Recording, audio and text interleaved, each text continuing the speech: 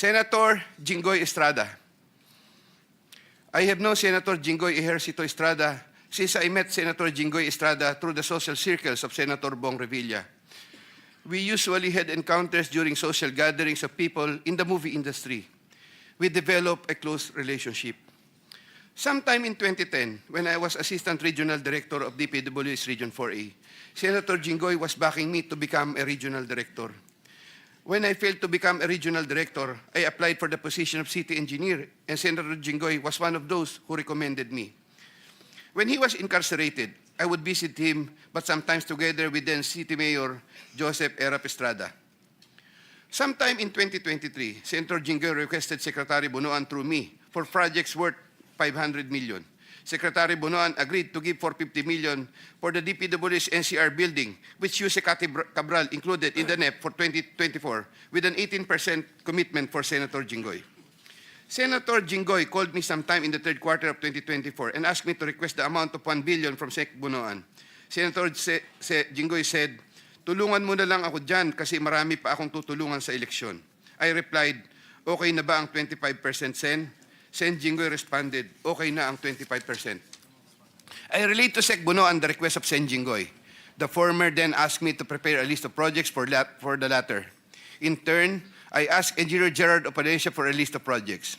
When Engineer Opalencia gave me the list, I gave it to Secretary Bunoan, who told me that he will give the same to usec Cabral and that the latter will take care of it. At the moment, I cannot locate the list or a copy thereof. Later on, I saw that some of these projects totaling 500 million and included in the list I gave to Sec Bunoan were listed in the NEP for that year. These projects, as appearing in the NEP, are enumerated in a list here to attach as Annex I hereof. Thereafter, Senator Jinggoy called me and asked me what happened to the difference of 500 million. I relayed this to Sec Bunoan. The latter replied that he will prioritize the matter as soon as there is available funding.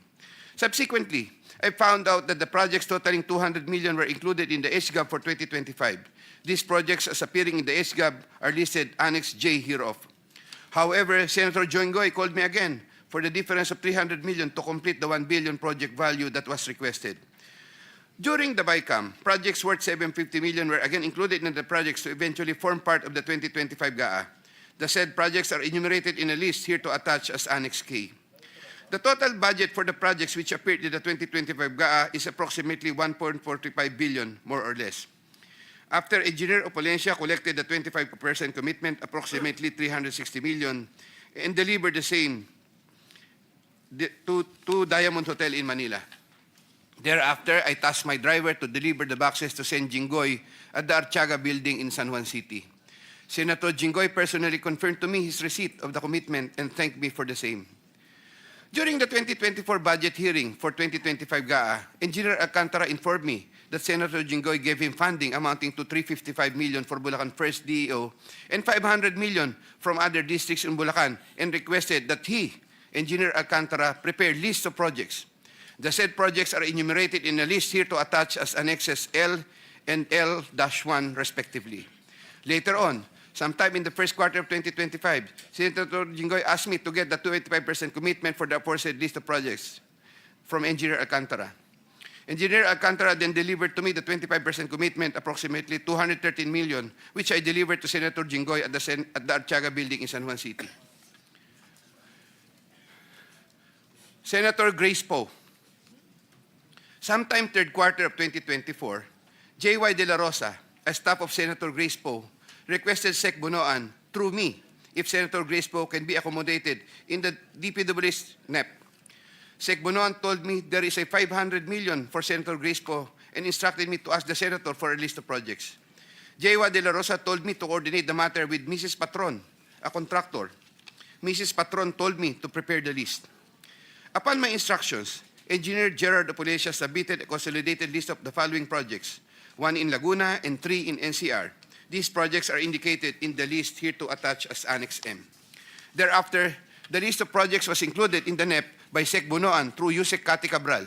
Later on, the said projects appeared in the GAA for 2025. There was a 20% commitment collected for Senator Grace Poe. Mrs. Patron, a contractor, collected the commitment for Sen Grace Poe at Diamond Hotel from one of my aides. Congresswoman Mary Mitzi Mitz Kahayon Uy. There were projects released in Congresswoman Kahayon Uy's congressional district, which I facilitated. I submitted projects being proposed by her to proponents for funding, the details of which I am still verifying and confirming at the moment. Congressman Florida Robes. There were also projects released in Congresswoman Florida Robes' congressional district, which I facilitated.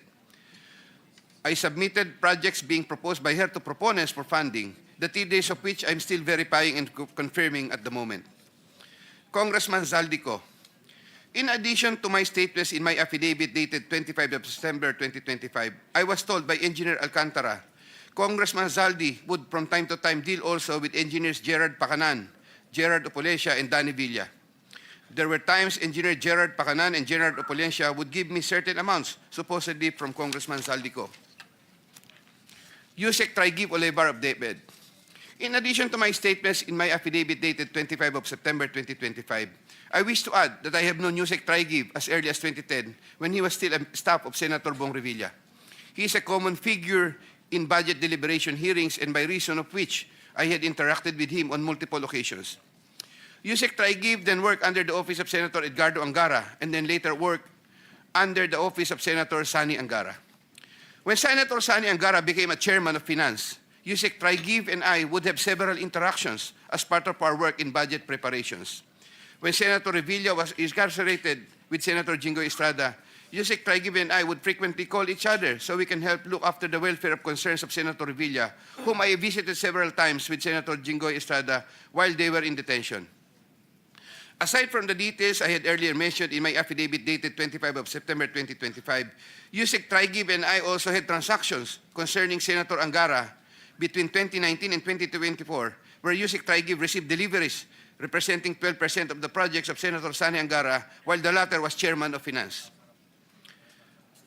As I previously mentioned in my affidavit dated 25 of September 2025, Usec Olivar and I discussed the unprogrammed appropriations supposedly for the Office of the Executive Secretary. Thereafter, DPWH received a special allotment release order, which included projects worth 2.85 billion. The contract IDs for the projects worth 2.85 billion covered by the said SARO can be secured from the records of DPWH Regional Office for Region 3 and the 1st District Engineering Office of Bulacan.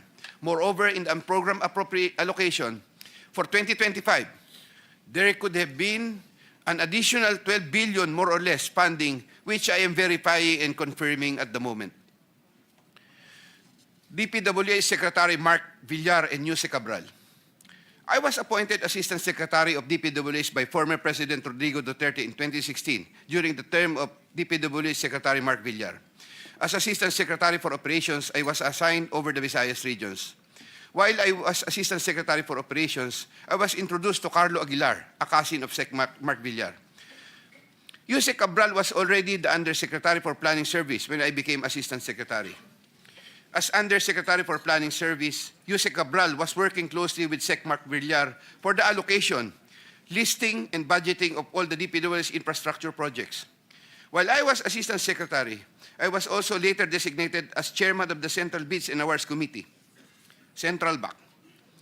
In the later part of 2017, I was promoted to Undersecretary of the DPWH during the incumbency of Senator Mark Villar and took my oath of office as Undersecretary before him.